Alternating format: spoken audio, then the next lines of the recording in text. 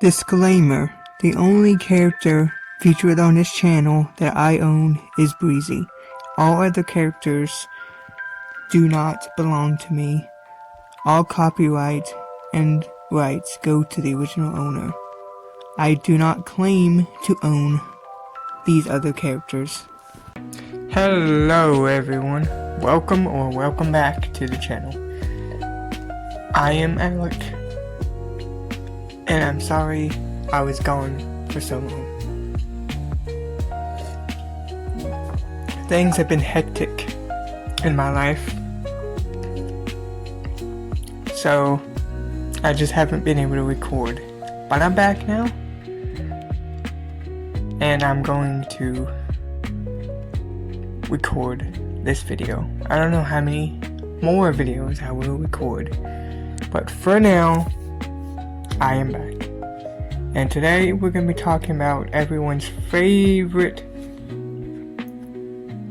gory, bloody fighting game, Mortal Kombat. And not just Mortal Kombat. We're going to talk about the face of the series. He's mean, he's yellow, and he's sometimes a bad guy, sometimes a good guy. Scorpion from, well, Mortal Kombat. Now, Scorpion has changed a lot over the years. Suppose you can say he's had character development. He's also been in every game in the series except for one, the original Mortal Kombat 3. The only character that's been in every single game is Sub-Zero.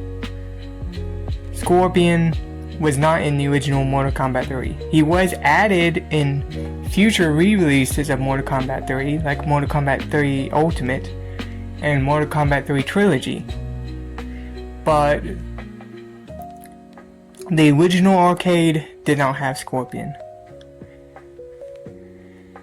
He has been around since the first game, and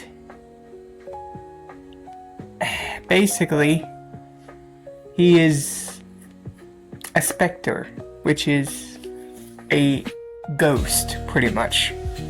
He's back from the dead for revenge. The first few games, his goal is to kill Sub-Zero, because he believes that Sub-Zero killed his family and clans, plus murdered him, which that part is true. Sub-Zero is the one who killed him, but not the one who killed his family and clan. That was Quan Chi, who used shape-shifting magic and a little bit of other shenanigans to convince Scorpion that Sub-Zero did it. Once he killed Sub-Zero, finally, at the end of Mortal Kombat 4, that's when Quan Chi showed up and was like, haha, thank you for eliminating my enemy, guess what? It was me, ha ha ha. And then Scorpion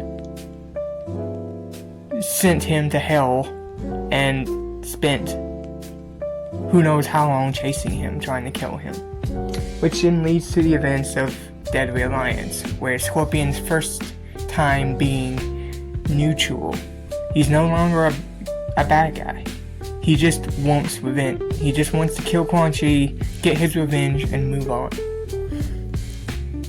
Then Deception, he is the Elder Gods champion to defeat Omega, not Shujinko. But you don't find that out until way later in the game, or if you beat Scorpion's arcade ending, or whatever.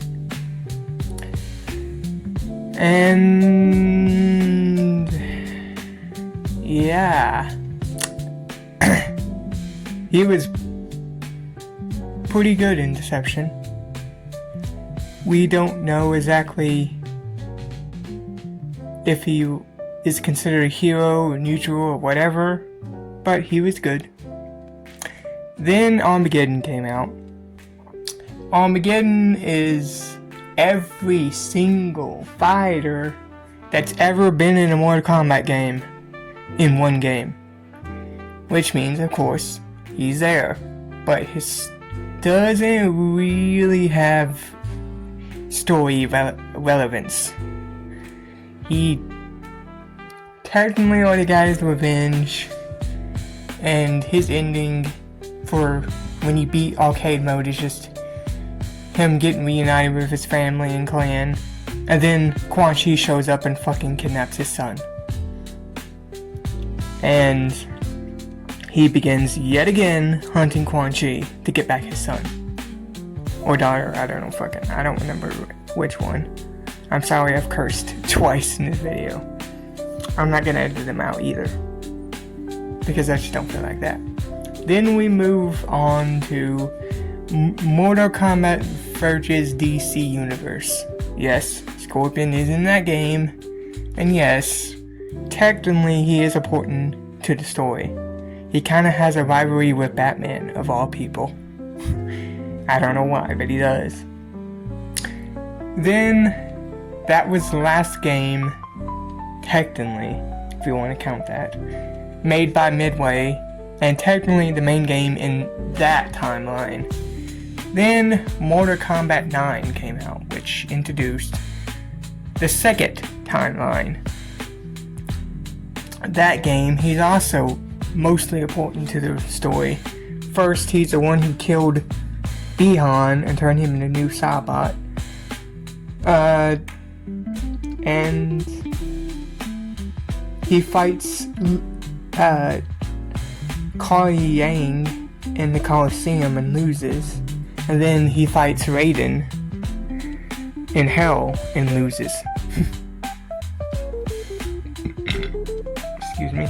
Then we skip to Mortal Kombat X. Yet again, he's actually important to the story. One of the main characters is his pupil.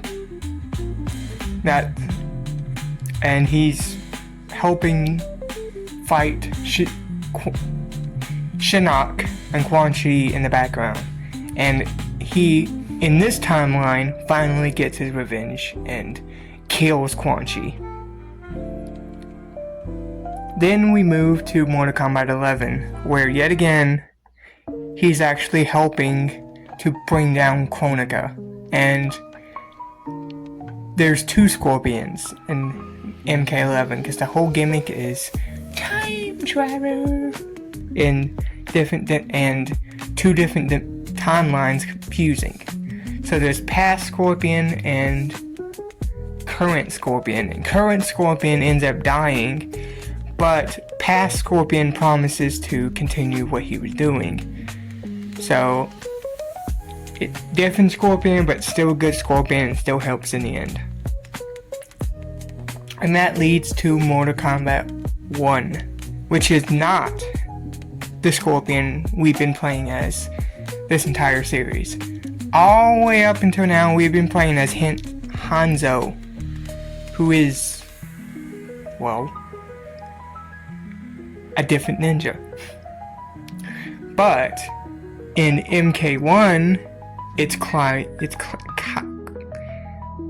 one of the Sub-Zero brothers. Instead of one dying and the other one taking over, Bi-Han is still Sub-Zero, but Kuai Yang, the younger brother, becomes Scorpion. And eventually makes his own clan, the Shy... I'm not gonna bother saying that, you know what. But he makes his own clan, and that is how those two clans begin their rivalry in that timeline. Because Bi-Han is an asshole. He always has been, and always will be. Bi-Han is not a good Sub-Zero. Anyway, and that's it. I mean, he was in Injustice as a DLC, but he was just DLC, so it didn't matter. He was pretty good in Injustice. It's like Sub-Zero and Raiden is in Injustice 2. They don't matter to the story. They're just guest characters, but they're there. And of course, he had a big role in the movies, both the original 1990s and the modern one. He was in the live action Legacy TV show, movie, whatever the fudge thing. He had a couple of, I think he had his own movie, and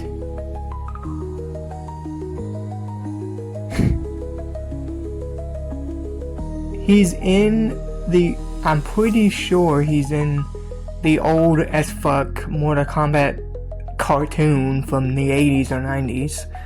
And I'm pretty sure he's in the handful of Mortal Kombat comics that were released as well. And that is everything up to this point. Thank you for watching. Make sure you like, subscribe, and all of that. And I will see you next time. Have a wonderful day. Goodbye.